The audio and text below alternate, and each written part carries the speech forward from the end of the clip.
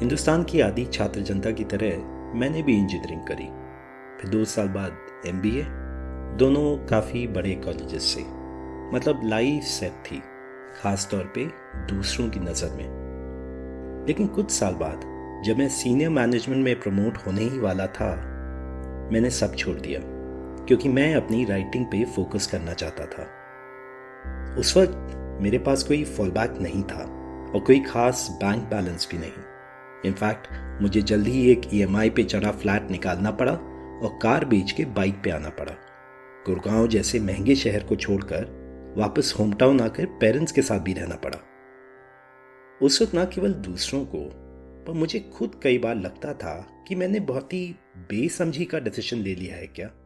एक अच्छा खासा करियर छोड़कर क्यों इस तंगी और अनसर्टेनिटी में रह रहा हूं। पर अब जब वापस देखता हूं तो पूछता हूं, क्या ये डिसीजन वाकई इतना इरेशनल था? इस सवाल को समझने के लिए एक छोटा सा थॉट एक्सपेरिमेंट करते हैं। सोचिए आपके सामने एक टेबल है जिस पर 2 डब्बे हैं। एक डब्बा काला जिसके अंदर आप देख नहीं सकते, इस डब्बे को बॉक्स ए कहते हैं। दूसरा डब्बा ट्रांसपेरेंट जिसमें आप देख सकते हैं कि 1 लाख रखे हैं, ये डब्बा बॉक्स बी। इन डब्बों के पीछे अब एक आदमी भी खड़ा है जो आप भी मानते हैं बहुत अंतर्ज्ञानी है, और वो अंतर्ज्ञानी 95% एक्यूरेसी से आपके हर डिसीजन की भविष्यवाणी कर सकता है। और वो कह रहा है कि या तो आप सिर्फ एक डब्बा उठा सकते हैं या दोनों। और क्योंकि वो तो पहले से जानता है कि आप एक उठाएंगे या दो, अगर आप सिर्फ एक डब्बा उठाएंगे तो वो उस काले डब्बे में 10 करोड़ डालेगा, और अगर दो तो कुछ नहीं। तो ऐसी सिचुएशन में आप क्या करेंगे? इस प्रॉब्लम को न्यूकोम्स प्रॉब्लम कहते हैं, और इसको देखने का एक नजरिया ये है कि बॉक्स ए यानी उस काले डब्बे में 10 करोड़ हो या 0, उस अंतर्ज्ञानी ने तो डाल ही दिए हैं। अभी जो आपको निर्णय लेना है उससे अब बॉक्स ए में रखी राशि पे तो फर्क पड़ना नहीं, तो दोनों डब्बे लेने में ही समझदारी है। बॉक्स ए में 10 करोड़ निकल आए तो वाह वाह, नहीं तो बॉक्स बी का 1 लाख तो है ही ना। यही लॉजिक से हम में से कई लोग वो जिंदगी जी रहे हैं जहां हमारा रुझाव तो कहीं और है, पर हम कर कुछ और रहे हैं। आप इस बॉक्स से को वो करियर की तरह देखिए जिसमें आपका पैशन छुपा बैठा है, पर आपको ये नहीं पता कि इस पैशन वाले करियर को पकड़कर आप कितने कामयाब हो पाएंगे। इसलिए आप एक प्लान बी वाला करियर भी साथ में उठा लेते हैं। एक ऐसी पक्की नौकरी जिसमें भले ही आपका पैशन ना हो पर आमदनी तो आती रहेगी, और जब जब टाइम मिलेगा तो बॉक्से वाले पैशन पर भी काम करते रहेंगे। इस सोच में 3 गलतियां हैं। पहली गलती ये कि कामयाबी बिना फोकस मेहनत के नहीं मिलती। मैल्कम ग्लैडवेल के हिसाब से किसी भी काम में पूरी तरह निपुण होने के लिए आपको उसमें 10,000 घंटे डालने ही होंगे। मैंने जितना देखा है इसमें लगभग 8 से 10 साल लगते हैं। वैसे तो आइडियल केस में अगर आप शुरुआत से ही अपने पैशन को पकड़ लें, उसी पे स्टडीज़ करें, फिर प्रैक्टिस करें, तो लगभग 30 साल की उम्र तक आप ये एक्सपर्टीज़ पा जाते हैं। पर अगर आप मेरे जैसे हों जो ये सफ़र ही 30 साल की उम्र के बाद शुरू कर रहे हों और अंबानी जितना बैंक बैलेंस भी ना हो, तो थोड़ा एडजस्ट करना पड़ता है।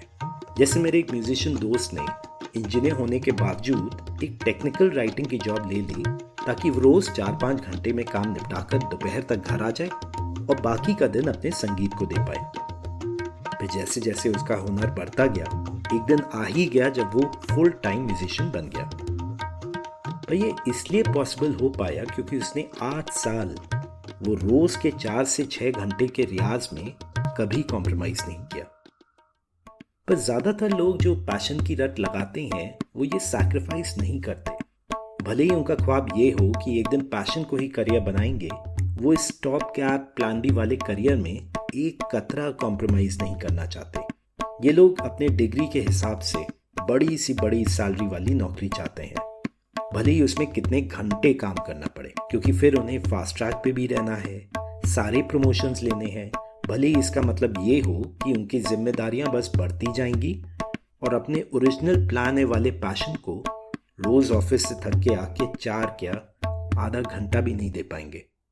नतीजा ये होता है कि पैशन बस हॉबी बन के रह जाता है। एक टैलेंट जो कभी था पर प्रोफेशनल स्तर पर नहीं उभर पाया। मेरी नौकरी छोड़ने का यही कारण था। मैं कुछ सालों से लिख रहा था, थोड़ा थिएटर भी कर रहा था, क्योंकि टीम छोटी थी और शाम को फ्री हो जाता था। पर जब सीनियरिटी की कगार पर पहुंचा तो समझ आ गया कि अब मुझे चूज करना होगा, या तो अब ये फुल टाइम वाली नौकरी या ये पैशन, जिसे पूरी तरह तराशने में अभी बहुत लंबा सफर है। दोनों साथ में अब नहीं हो पाएंगे। दूसरी गलती है हमारे गणित की। अगर आप अंतर्ज्ञानी की बात गौर से सुने तो आपके आउटकम पहले से निश्चित नहीं, पर आपके अभी के एक्शंस पर निर्भर हैं। अब अगर इन दो डिसीजंस के एक्सपेक्टेड आउटकम को कंपेयर करें तो जब आप दोनों डब्बे उठाते हैं तो आपके बॉक्स बी के 1 लाख तो निश्चित हैं ही, मतलब 100% गारंटी। पर बॉक्स ए के 10 करोड़ आपको बस वो 5% बार मिलेंगे जब उस अंतर्ज्ञानी की भविष्यवाणी गलत हो और उसने बॉक्स से में ये रकम डाल दी ये सोच के कि आप साथ में बॉक्स भी नहीं उठाएंगे। तो नेट नेट आपका एक्सपेक्टेड आउटकम दोनों को जोड़ के 51 लाख आता है। पर अगर आप सिर्फ बॉक्स से चुनते हैं तो हाँ, वहां भी 5% चांस है कि भविष्यवाणी गलत हो और उस अंतर्ज्ञानी ने ये सोचा कि आप दोनों डब्बे उठाएंगे और बॉक्स से में कोई रकम नहीं डाली, जिसमें आपको रिस्क उठाने के बाद भी कुछ नहीं मिलेगा। पर 95% चांस है कि आपको 10 करोड़ मिलेंगे, मतलब एक्सपेक्टेड आउटकम 9.5 करोड़।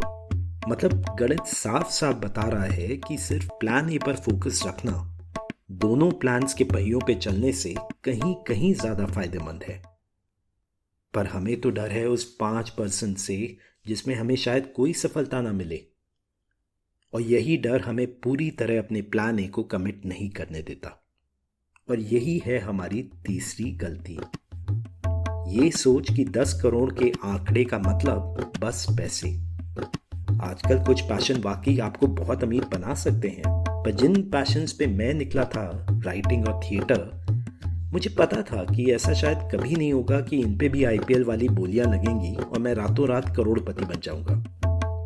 पर कई साल की नौकरी के बाद मुझे समझ आ गया था कि बस बढ़ती सैलरी मेरे अंदर की बेचैनी को शांत नहीं कर पा रही। मैं जब रोज सुबह ऑफिस पहुंचता था तो मुझे लगता था कि मुझे यहाँ नहीं कहीं और होना चाहिए, कि मैं अपनी जिंदगी अपने टर्म्स पे नहीं जी रहा और वो नहीं कर रहा हूँ जिसके लिए मैं दुनिया में आया हूँ।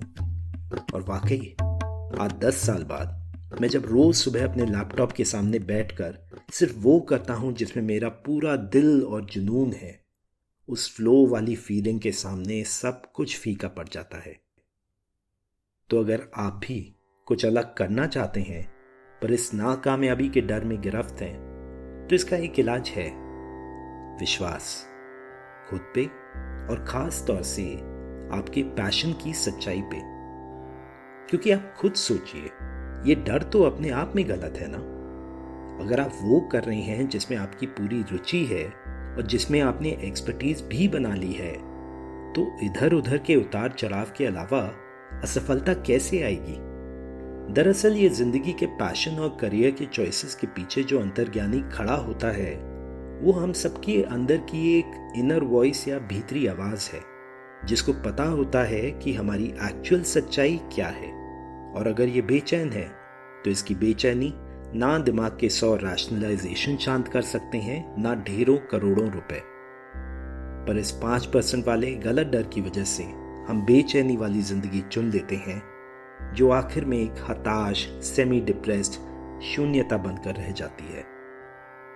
और जिंदगी में यही सबसे बड़ी असफलता है। जैसे पाश ने कहा है, सबसे खतरनाक होता है मुर्दा शांति से भर जाना, तड़प का ना होना, सब सहन कर जाना, घर से निकलना काम पर और काम से लौटकर घर जाना। सबसे खतरनाक होता है हमारे सपनों का मर जाना।